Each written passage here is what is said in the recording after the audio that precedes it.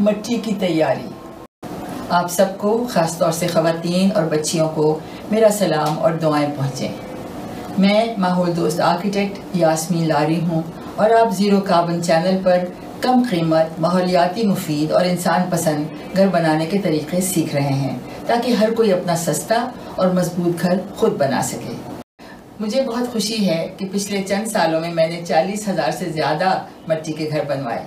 चूँकि मैंने मट्टी में चूने के इस्तेमाल को फ़रोग़ दिया है, यही वजह है कि मेरे घर बारिश और सैलाब के पानी से महफूज रहते हैं। मैं आपको बताना चाहती हूँ कि मट्टी सब्ज़ मटीरियल में शामिल होती है और माहौल की आलूदगी को रोकने में मदद करती है। ये वो चीज़ है जो हम पाकिस्तान में सदियों से इस्तेमाल करते आए हैं और ये आज अपनी खुसूसियात की वजह से दुनिया भर में मकबूल हो रही है। इसलिए हमें चाहिए कि हम अपने घर बनाने में मट्टी का इस्तेमाल ज़रूर करें ताकि हम अपने घर जल्दी और सस्ते बना सकें और अपने ख़ानदान को गर्मी और सर्दी से महफूज रखें। ये ऐसा मटीरियल है जो पहले सिर्फ गरीबों के इस्तेमाल के लिए वक्फ था, अब अमीर भी इसको इस्तेमाल करने का सोच रहे हैं।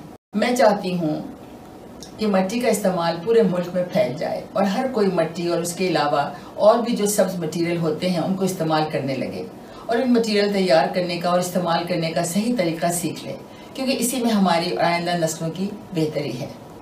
आज हम मट्टी अच्छी तरह बनाने और गूंदने का तरीका सीखेंगे जिससे घर और दीगर स्ट्रक्चर मजबूत और पायदार बन सकेंगे। इस मट्टी को किस तरह से इस्तेमाल किया जा सकता है? मसलन मट्टी ईंट, चूना मट्टी ईंट बनाने में, चूना प्लास्टर या लिपाई में और मट्टी और चूना मट्टी रबड़ी बनाने में भी इस्तेमाल होता है।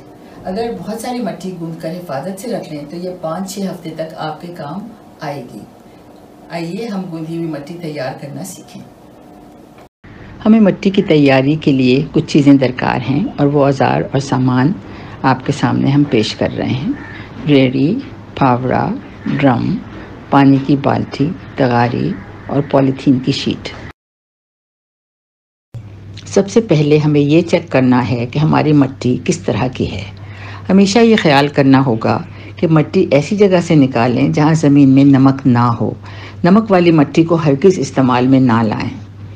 हमें मट्टी को ज़मीन से 2 फुट गहराई खोद कर नीचे की मट्टी निकालना होगी।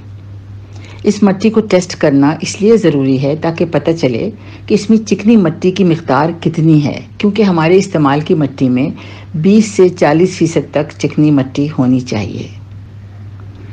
मैं आज आपको मट्टी को चेक करने के 4 टेस्ट के तरीक़े बताऊंगी जो बहुत आसान हैं और इनके करने से पता चल जाता है कि हमारी मट्टी इस्तेमाल के काबिल है या नहीं। ये टेस्ट आप बहुत आसानी से ख़ुद भी कर सकते हैं, लेकिन अगर आप चाहें तो किसी लेबॉरेटरी से भी टेस्ट कराए जा सकते हैं।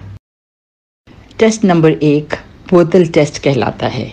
इस टेस्ट को करने के लिए हमें एक शीशे की या पानी की शफ़ाफ बोतल, साफ़ पानी और मट्टी चाहिए। इसका तरीका ये है कि आप बोतल में 1 हिस्सा मट्टी और 2 हिस्सा पानी डाल दें। बोतल को अच्छी तरह हिलाकर छोड़ दें। थोड़ी देर बाद बोतल को फिर हिलाकर 8 घंटे के लिए दोबारा छोड़ दें। 8 घंटे बाद चेक करेंगे तो बोतल में चिकनी मट्टी, रेत और कंकड़ की तहें बनी होंगी। इन तहों को नापकर मट्टी की मिक़दार नापी जा सकती है।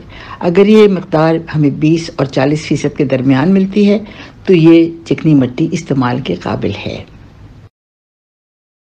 नंबर 2 पेंसिल टेस्ट है, जो मट्टी को चेक करने का एक और तरीका है। मट्टी में पानी मिलाकर गूंद लें। अब थोड़ी सी मट्टी को हथेलियों में ऐसे रगड़ें कि 2.5 या 3 सूत मोटी पेंसिल जैसी डंडी बन जाए। अगर ये डंडी बनाते वक्त ना टूटे तो उस मट्टी को आप इस्तेमाल कर सकते हैं। नंबर 3 बॉल या गोला टेस्ट कहलाता है। ये मट्टी को चेक करने का तीसरा तरीका है।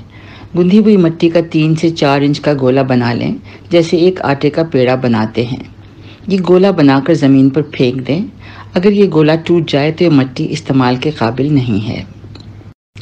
अब दूसरी मट्टी लेकर गोला बनाकर चेक करें और फिर उसी तरह से इसको ज़मीन पर फेंक दें।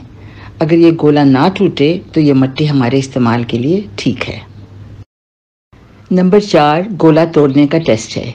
इसका तरीका ये है कि मट्टी को गूंदकर 1 इंच के 5 या 6 छोटे पेड़े या गोले बना लें और उनको 2 दिन खुश्क होने के लिए छोड़ दें।